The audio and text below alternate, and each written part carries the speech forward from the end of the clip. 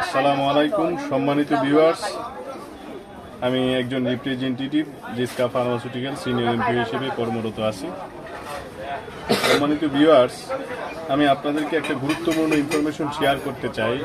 একটা গুরুত্বপূর্ণ প্রোডাক্ট সম্পর্কে কিছু কথা বলতে চাই। প্রোডাক্টটা হলো আপনার সিলভিয়া ওডিটি। মাইগ্রেন প্রবলেম রিলিভ করার জন্য, মাইগ্রেন সমস্যার জন্য এই ডাক্তাররা ওষুধটা প্রেসক্রাইব করে থাকে। প্রোডাক্টটা নিয়ে আসছে Jiska pharmaceuticals, first time in Bangladesh. সর্বপ্রথম মার্কেটে নিয়ে আসছে জিসকা ফার্মাসিউটিক্যালস। ওষুধটা রিমিজিবিয়েন্ট preparation, INN 75 mg, USA FDA approve একটা মাইগ্রেন অ্যান্টি মাইগ্রেন প্রোডাক্ট। তো মাইগ্রেন সমস্যার জন্য আসলে আমাদের সমাজে অনেক ধরনের ওষুধ, পেইন কিলার ওষুধ খায়, নাপা এক্সট্রা বা অ্যানালগেসিক অ্যান্টিবায়োটিক যেগুলা NSAID ড্রাগ তারা নিয়ে থাকে। বিভিন্ন ধরনের টাফনিল, নাপা বা ফ্লোনারিজিন গ্রুপ, এরকম বিভিন্ন জাতীয় ওষুধ নিয়ে থাকে। কিন্তু ওষুধগুলো কম বেশ সবগুলো একটু সাইড এফেক্ট আছে, কম বেশ সাইড এফেক্ট আছে এবং ওই রকম এফেক্টিভলি ওষুধগুলো রেজাল্ট আসে না।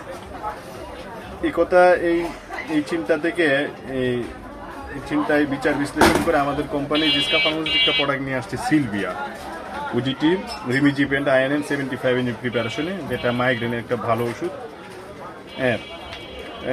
এই ট্যাবলেটটা আমাদের পাওয়া যাচ্ছে আপনার এই 150 টাকা MRP-তে পাওয়া যাচ্ছে, 150 টাকা MRP। মাইগ্রেনটা কি আমি আরেকটু আলাপ করে নেই। সম্মানিত ভিউয়ার্স, মাইগ্রেন বলা হয় মাথার এক পার্শ্বীয় ব্যথা। হয়তো যে কোনো একটা সাইডের ব্যথাকে মাইগ্রেন বলা হয়। আসলে মাইগ্রেন পেইন যাদের আছে তারা এই জিনিসটা বুঝবে।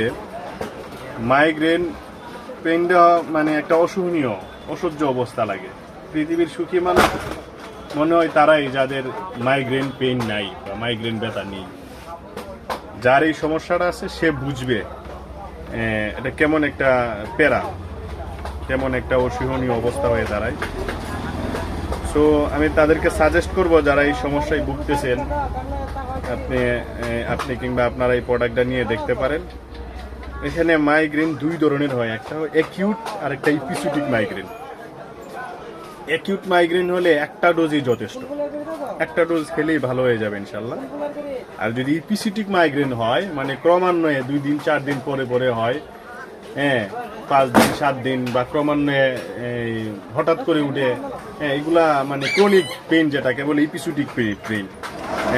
এই এপিসোডিক মাইগ্রেন পেইনের জন্য আমাদের এই সিলভিয়ার ডোজ একদিন পর পর একটা ট্যাবলেট করে আপনি সর্বোচ্চ 18টা ট্যাবলেট পর্যন্ত নিতে পারবেন। 1 মাসে আপনি সর্বোচ্চ 18টা ট্যাবলেট পর্যন্ত নিতে পারবেন এপিসোডিক মাইগ্রেনের জন্য। আর হঠাৎ অ্যাকিউট মাইগ্রেনের জন্য একটা ডোজই যথেষ্ট।